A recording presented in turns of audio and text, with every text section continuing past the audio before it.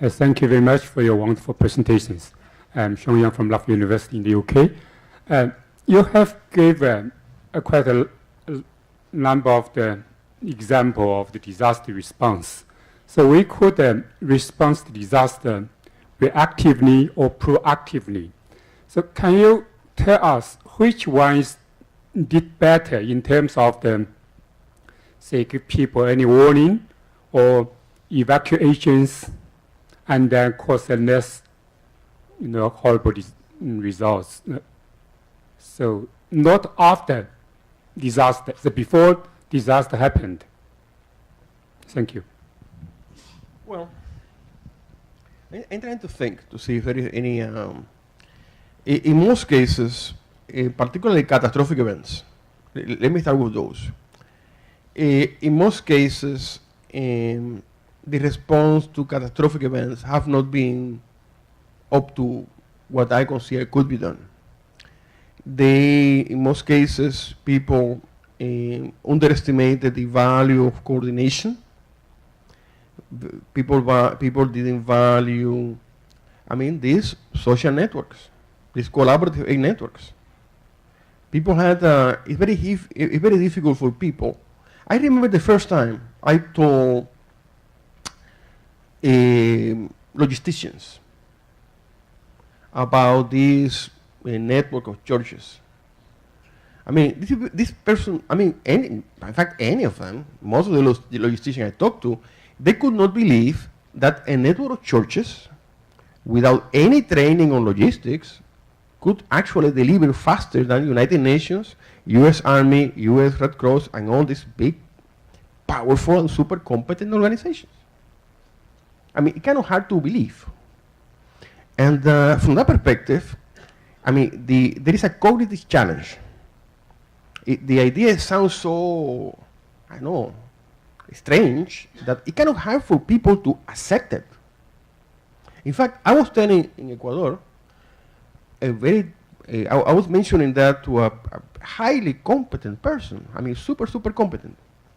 And the guy simply could not accept the fact that he needed, as part of what they call the COE, this is the committee that handles the emergency. He simply couldn't understand that he needed to include in this group churches or the representative. He was okay with having the president of the power company, maybe a couple of transportation companies, but again, he couldn't understand that a number of churches that, they only have people, could be so central. And I believe that basically there is a major role for coordination before the event. Because after the event takes place, you have no time to try to find out that you might be needing trucks. But if you don't have a phone number of a company or an association that could help you find trucks, you're done. Again, these people are going to respond to you, once, if you know who they are, and second, if they trust you. And basically, doing all of that beforehand helps. In the case of Haiti, I saw a very clear example of that. This network of evangelical churches had been working together, the Dominican and the Haitian side, for 5 years. Before, they barely knew each other. But with funding from the Norwegian foundation, they develop joint programs to try to foster peace and understanding between the two countries. And then at some point were two separate networks, one the evangelical churches in Haiti and another the evangelical churches in the Dominican Republic, became one. And that was what gave him the power. Because again, by being one network, basically you have more resources outside the impacted area. And that, it was like happenstance. There was no plan for them to play a role in a catastrophic event. But also, that was an example of how preparation helps in an indirect manner. Preparation helps. That's what.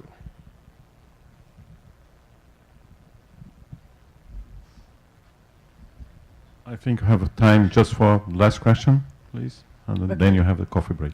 Thank Can you you. identify yourself, please? My name's Fiona McNeill. I'm from Heriot-Watt University in Scotland. So I was just interested in how social networks vary in different places. So obviously in Haiti, the religious network is very strong. They have this huge number of churches. I would assume that the majority of people there are members of the church, so the church is extremely integrated into society.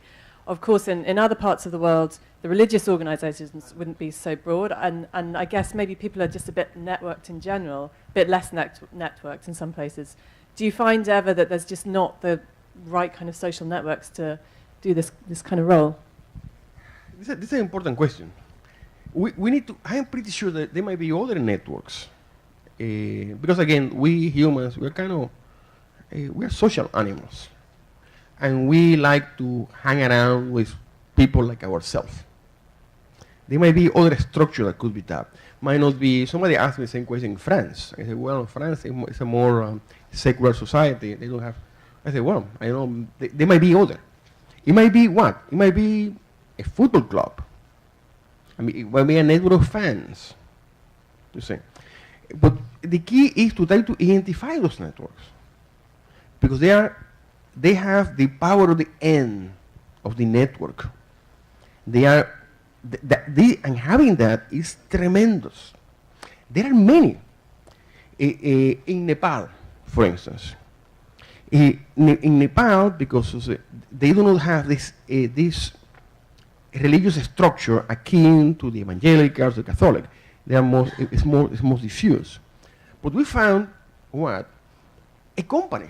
There was a company called Hyper International, I'm pretty sure some of you know them, that they focus on economic development at the very root level of society. They teach people how to grow goats, how to raise goats and cows, and they had a structure. At each of their localities where they work, they create a community. The community elect a leader, and they use that for self-development in a sense, and they use that structure. And that was why Hyper, that they make any plans to be in disaster response, did a fantastic job. And there are basically other cases. In Nepal, believe it or not, there was a political group. It had a very funny name, like a stand-up joke from fight, something like that. It's a very funny name. They did an outstanding job. They had a political structure. And basically they use that. And there are plenty. But the question is, how do we identify these networks beforehand? They have to be big. They cannot be only based in a city. It has to be something bigger, because these people could be wiped out.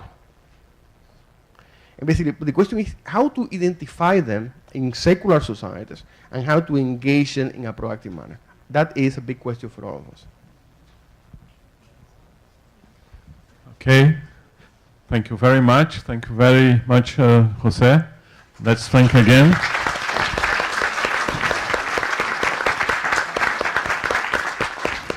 And of course, Jose will be available during the conference if you want to have some questions direct to him. Thank you very much.